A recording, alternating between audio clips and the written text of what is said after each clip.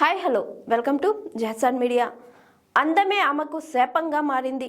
అవకాశాలు ఇవ్వని directors, emotional lines. సినీ పరిశ్రమలో హీరోయిన్గా వెలిగిపోవాలంటే అందం, ఫిట్నెస్ ముఖ్యమే అని చాలా మంది నమ్మకం.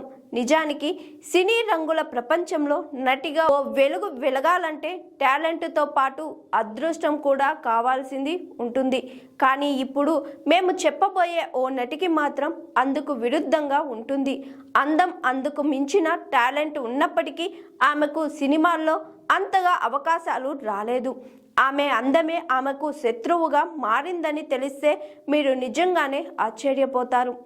ఆమె ఎక్కువ అందంగా ఉన్నందుకు ఆమెను అనేక చిత్రాల నుంచి తొలగించారు. అందంగా ఉందని సినిమాల నుంచి తీసేయడం ఏంటి అనుకుంటున్నారా? అవును, నిజం. చాలామంది డైరెక్టర్స్ ఆ నటి మెయిన్ స్క్రిప్ట్ నుంచి తీసేశారు. ఇంతకు ఆమె ఎవరో తెలుసా? ఆమె మరెవరో కాదు, తనే బాలీవుడ్ నటి దియా మిర్జా.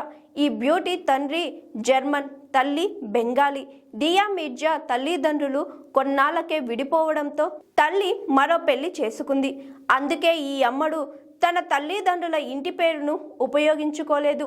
2001లో మాధవన్, రీమా సేన్ నటించిన తమిళ సూపర్ హిట్ విన్నెలే మూవీ హిందీ రీమేక్లో నటించింది.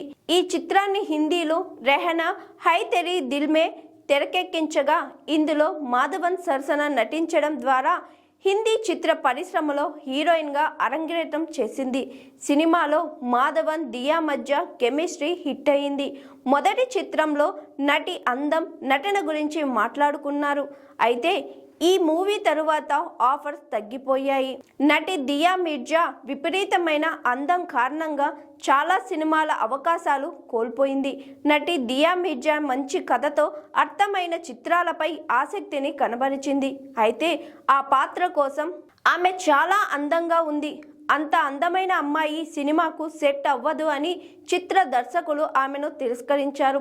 ఓ ఇంటర్వ్యూలో నటి దియా మిర్జా మాట్లాడుతూ, దర్శకులు నన్ను మెయిన్ స్క్రీన్ నటిగా చూసేవారు కాబట్టి నేను కోరుకున్న మంచి కథతో సినిమాల్లో నటించే అవకాశం రాలేదు అంటూ చెప్పుకొచ్చింది.